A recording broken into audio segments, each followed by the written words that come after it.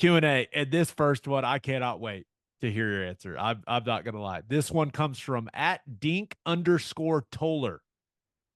What are the top 5 things that get Teddy annoyed or worked up? Number one thing is bad driving. Bad driving. Um, I could see I, you being very angry with people that drive the speed limit in the left lane. well, I don't. I mean, it just kind of depends. I just don't block anyone in the left lane. If you sometimes if you're driving the speed limit and you're passing people, whatever, just don't block anyone. It's not a hangout spot. Um, I I the list of my annoyances with driving go on forever. Not pulling all the way up to the line whenever you're at a stoplight. Um, People whenever we're trying to merge that drive all the way up past the line and try and get up in front. Um, People that can't drive one speed on the highway that like sometimes whenever I'm on a long trip, I'll pass the same car like 10 times. That's annoying as hell to me. I mean, there's a bunch of things. There's a bunch of things, but bad driving is number one on the list. I would say number two on the list is special teams rules in college football. That's like to me, that is it's a constant.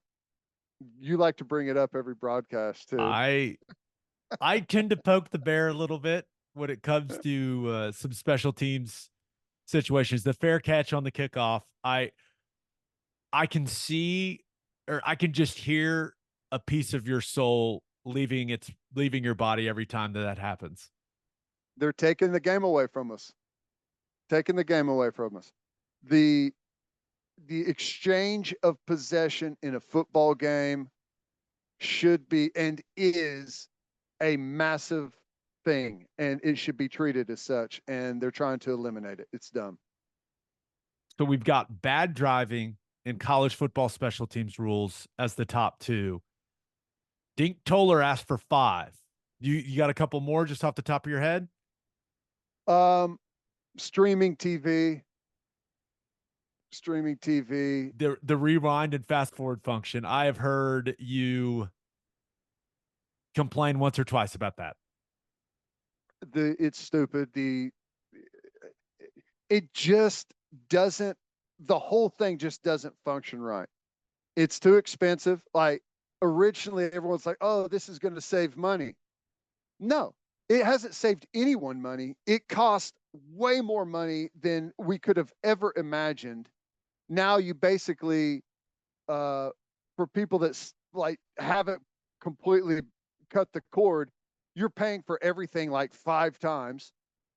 The audio levels are not right.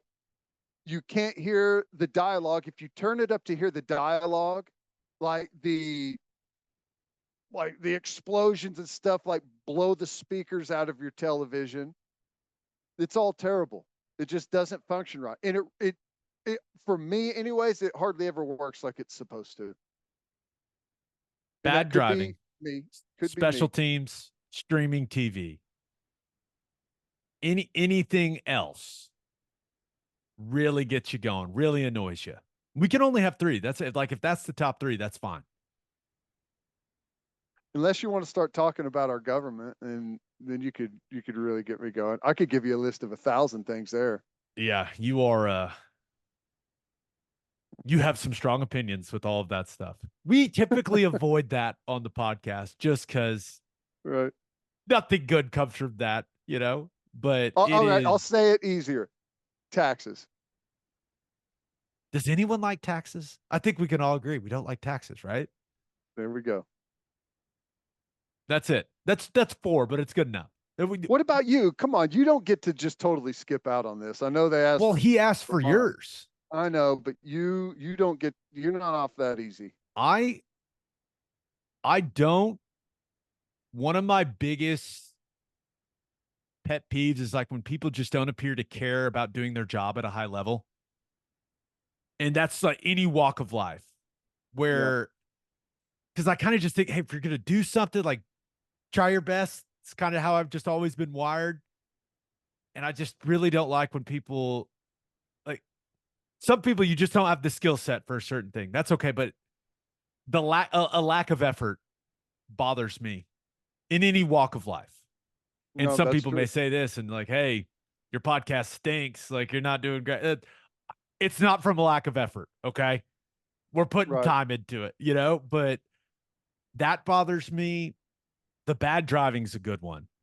Like when you're on if you're driving in Oklahoma City to Dallas and you have to break your cruise because someone's going 5 miles an hour below the speed limit in the left lane, that bothers me.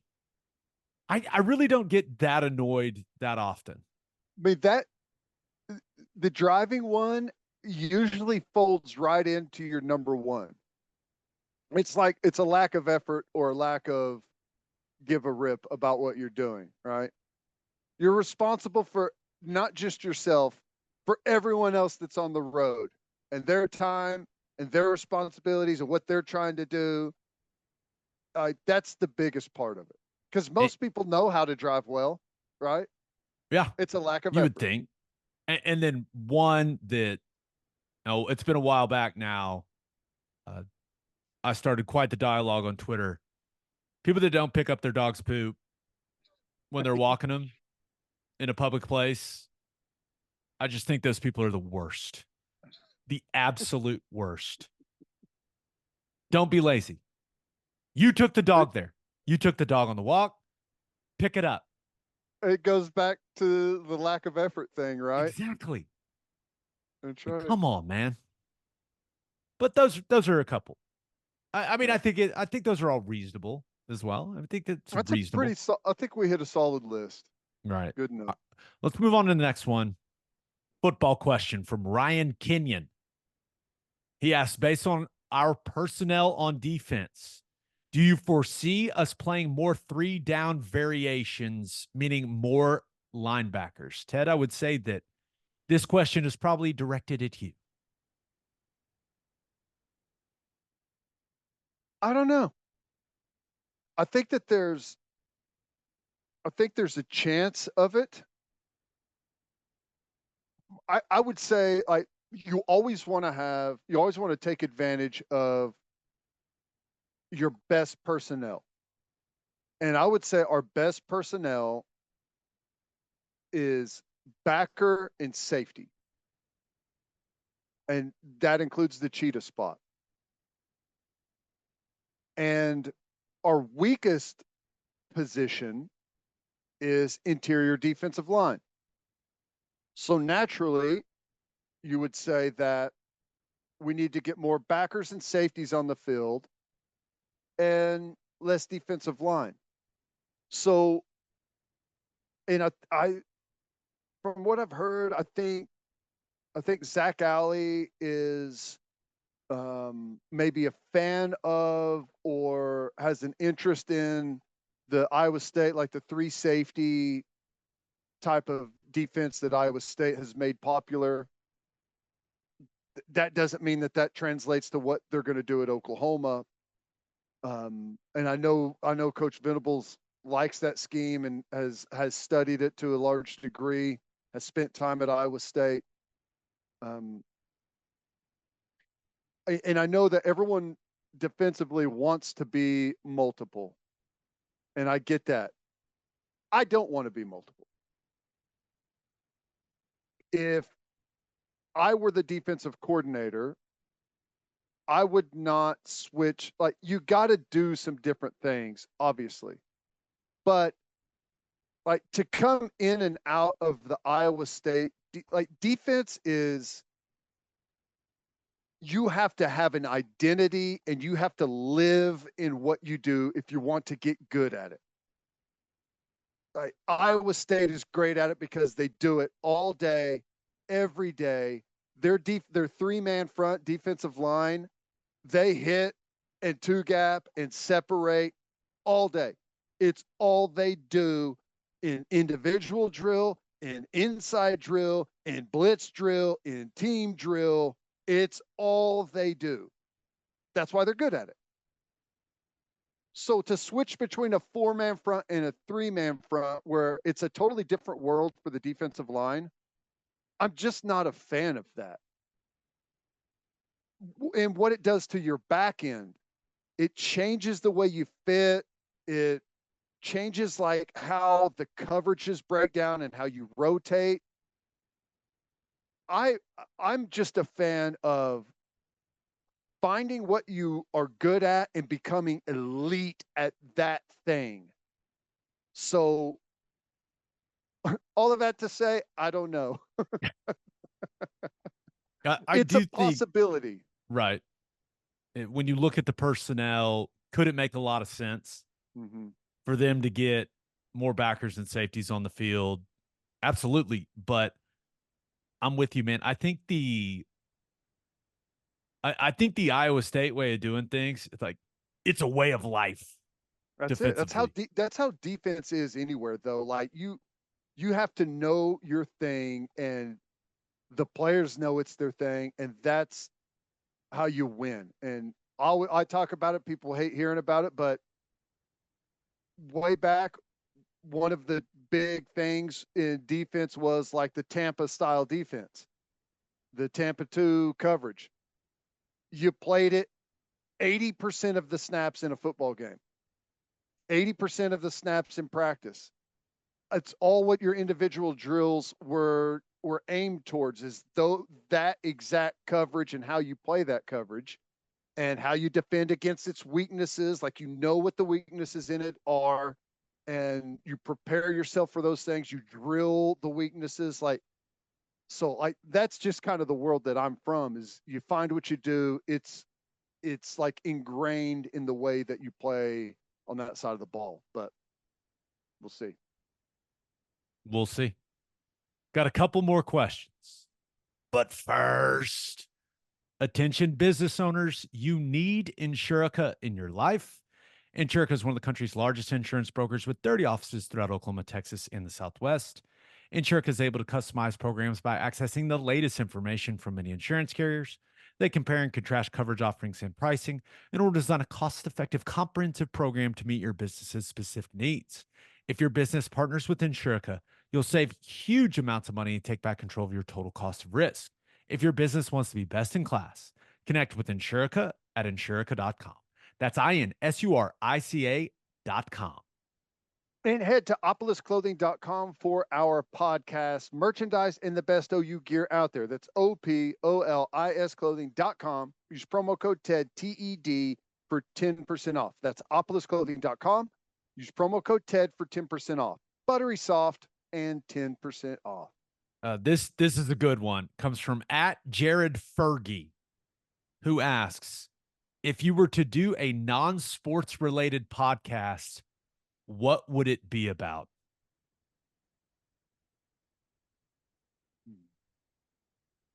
Well, That's a lot of thought going on. what do you think? I What's your answer? and this is something that I've contemplated doing more on here is I just I like learning about successful people like in their stories. And Yeah. there's a bunch of different podcasts out there that are along these lines of like, hey, you're interviewing successful entrepreneurs. And I would love to do more of that maybe during the off season on here, like successful Oklahomans and their stories, like their background, how they got there, how they built their business, or how they got to the level of success in whatever.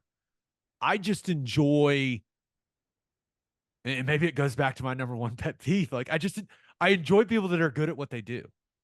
Yeah. And I enjoy learning about the path they took to get there and the setbacks, the triumphs, what worked, what didn't.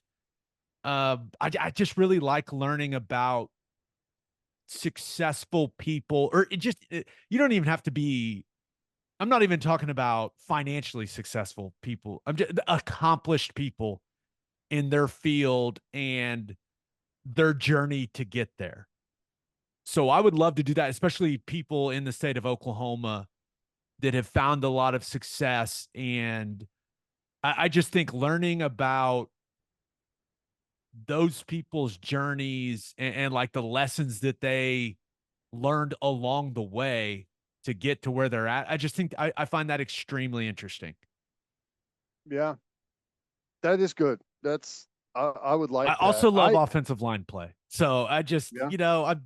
but I think that would be fun to explore some of those people's stories. You'd have to do a bunch of research and learn about them. And I'm kind of into that type of stuff. So yeah, I think that's the answer. I really don't know much else but sports at this point in life. Yeah. You know, I I have a bunch of like just general interest things that like my main interests are like most sports. Like how many sports podcasts are there about football, baseball, basketball? Like all of them. Correct. And most of my sports interest doesn't have anything to do with those things. I'm interested in like track and field. I'm interested in like Olympic lifting, like like strength stuff, like world's strongest man stuff.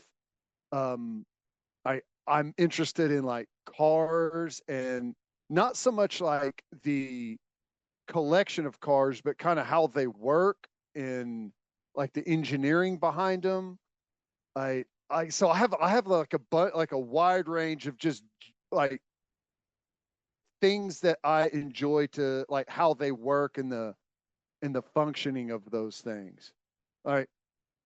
I I probably spent 2 hours last night on how dams are constructed and like in depth on how different clutch systems work for vehicles. So like I'm all over the place on stuff. So I don't know like How do you marry that all together? yeah, like it's such a wide range of things. Like I don't know how like if you could ever put that in a podcast or not. It's Because just a I know a podcast on clutches would not be a thing, right? So like maybe it could I don't just be a podcast of, hey, you're gonna learn something random today. the random podcast. There you go. Just hey, random knowledge. It there are a lot of people out there like you. Or there's people out there that just like to learn about Mhm. whatever. So Yeah, maybe you're on to something, Ted. I don't know. The random who stuff. knows? Learn something Who random knows? today with Ted Lehman. I like it. How about this one? Jesse John sent us a question. I live in Wisconsin and curious what makes Oklahoma a great place to live. It doesn't get as cold as it does in Wisconsin. So there's one. First and foremost, that is But it. it does get cold. We get some snow every once in a while. We get some I would say most people's most people's answer would be two main points. Number one, the people for the majority like are just nice. There's nice people that just treat you well for the most part, whether you want to call it Southern hospitality. I don't know what you call it, but you want to call it the Oklahoma standard. I don't know. People who come and visit us from other areas of country, they always mention it. It is just for whatever reason, people here seem to be pleasant for the most part to other people. And then I think the second thing a lot of people would mention is cost of living. Like it's you can get a lot of value as far as whether it's land, your house, and it's a reasonably priced place to live. And that ties into home prices and land prices and real estate, but also the cost of food at restaurants, like all that. And it's just the cost of living is very reasonable. Yeah. No, I agree with all those things. It's always different what other people like and what they don't like. Um, I would say that we have a lot of variety, and people may say, "What?" Well, you have, like, when you contrast the central to western part of the state with the central to eastern part of the state, like, with the landscape is the vastly different. You got flat plains on one side. You have like the beginning of the Ozarks on the other. You have tremendous amount of lakes. You've got all kinds of outdoor activities from hiking, rock climbing, scuba in some of the beautiful clear lakes. You've got off-road sports. You've got all kinds of stuff. Obviously, great hunting and fishing. So there's, for the people that like outdoor stuff, there's a ton of outdoor stuff. And then at the same time, you get enough of the, like, the city living and things that come with that in Tulsa and Oklahoma City, with like, you get big attractions like concerts and entertainment. You've got a professional sports team. Like, the cuisine in Oklahoma is excellent in Oklahoma City and Tulsa, just the restaurants and stuff that you get.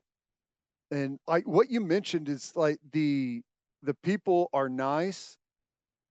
I think the reason the people are nice is because you have a low population density. You look at places where people are known as traditionally being angry, it's high population density. So like, we're spread out.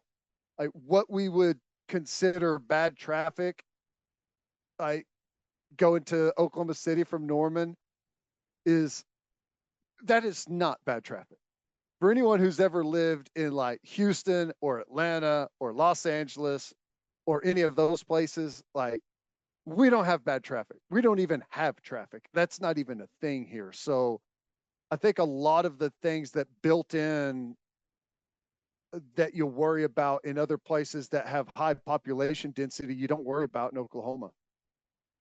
Yeah, I mean, you covered a lot there, but that's the food is good.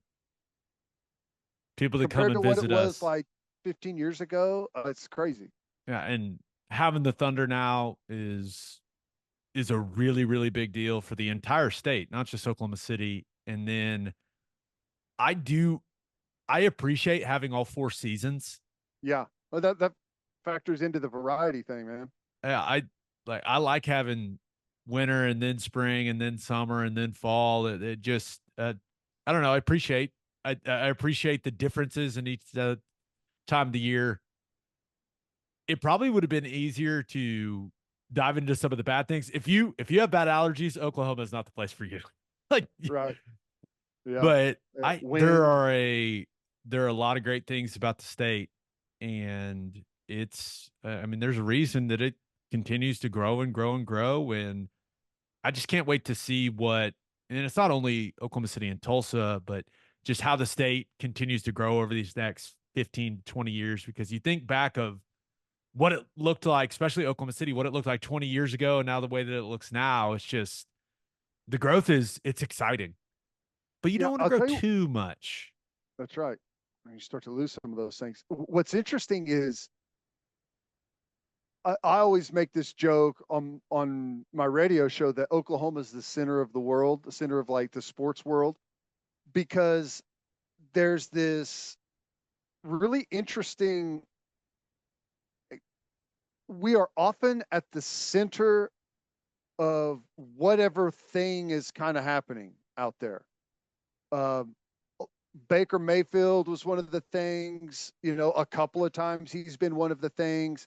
Kyler Murray has been like, there's Oklahoma people that are often like deeply involved in whatever the big moment is at the time, like all the Kevin Durant stuff. And I know it's interesting for such a small population where we're geographically located that we insert ourselves into the biggest stories around the country often. Yeah. Let's hit one more just because I want to help our man Derek S out really quick. He asks, when you guys talk about 11 personnel or 22 personnel, could you give some insight into what you are referencing? I know certain formations, but actually explain the differences. Ted, would you like to tackle this question or do you want me to do it? Up to you. Derek, it's simple. There's not a lot of thought here, man. The first number. So when you talk about 11 personnel, the first number is how many running backs are on the field. The second number is how many tight ends are on the field. So 10 personnel means there's one running back, there's 0 tight ends, meaning there's 4 wide receivers. Because remember, you've got your 5 offensive linemen, you've got your quarterback, that's 6. There's 11 guys on the field at one time on offense. So where are the other 5? Like, who are the other 5 guys? And that's what the personnel grouping. So if it is 22 personnel, that means there are 2 backs, 2 tight ends, and 1 wide receiver. If it's 13 personnel, there is 1 back, 3 tight ends, 1 wide receiver. The numbers basically is who is on the field other than the O-line and the quarterback.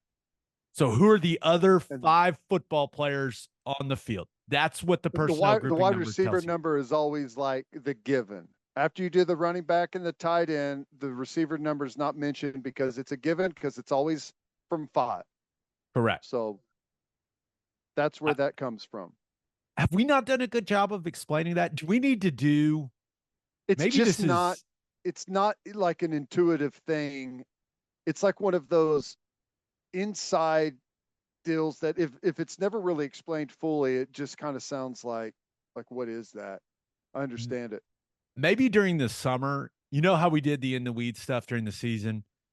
Maybe during the summer when things are a little slow, we could do a series of like football 101 stuff, like things we reference on the podcast that maybe if you don't have a lot of football knowledge, we could help them out. I don't know exactly what we would dive into there, but maybe that's something we can explore.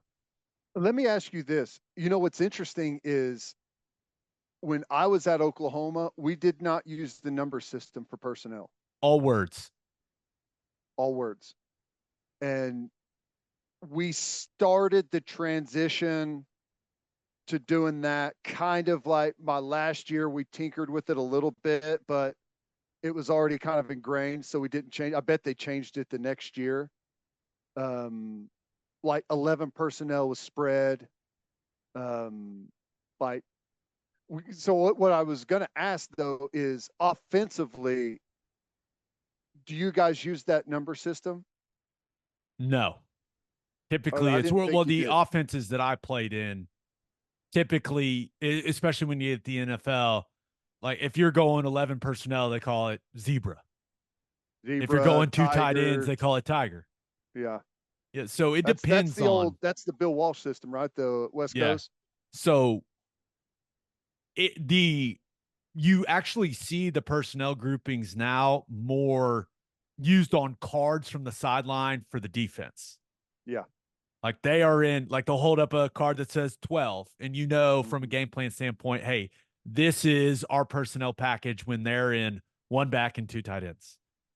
It's Yeah. more of a defensive thing. I don't think very many offenses go, hey, we're getting in 11. Yeah. At least I don't hear that.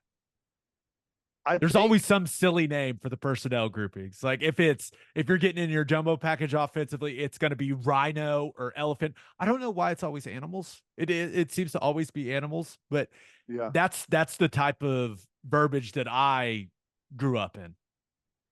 Yeah. That's interesting. I'm trying to remember all what they were at OU. Like spread was 11.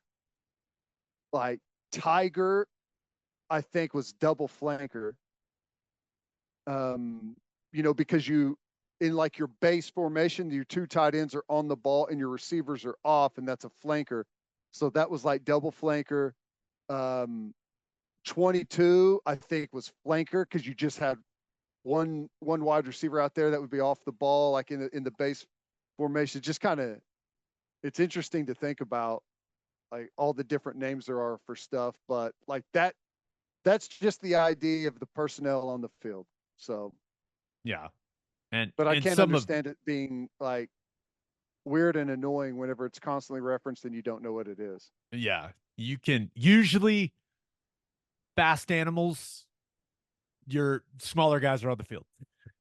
Just like Right. falcon, eagle, like that type of stuff. But yeah, you've got your traditional. Hey, if you say, "Hey, we're going jumbo," self-explanatory. But Mm. yeah, it is. I guess if you didn't grow up playing football, that would be, yeah, that would be a little interesting. But then, and this will go down like some personnel groupings, just like, hey, we're an ace, and then in some systems, ace is a formation. Yeah. Uh, some systems you could call it deuce, and some systems deuce is a formation. D's are usually 2x2. T's are usually 3x1. Now we're just going down a different rabbit hole of formation stuff. Once again, maybe this will all be in football 1-on-1, 101, our summer series. Yeah. I don't know. It is interesting. And to me, it's the part of football that is really fun, and they don't like the coordination on the sidelines, matching personnel, the logistics behind it is like it's the most difficult thing and the coolest thing to see work that the fans don't watch or know about. On TV, you don't even hardly see it at all. But whenever you're at a game, you can see it. There's like, it's like a hockey change going on constantly. Guys coming in, signaling the formation packages and stuff like that. And everyone on the side, other side's matching. And it's just cool to see that flow back and forth. It's awesome. We'll see how the helmet communication affects that stuff. But I think there's still going to be a lot of signs. We'll see. Yeah. Well, yeah, the personnel stuff usually is still going to be signaled in. It's cool.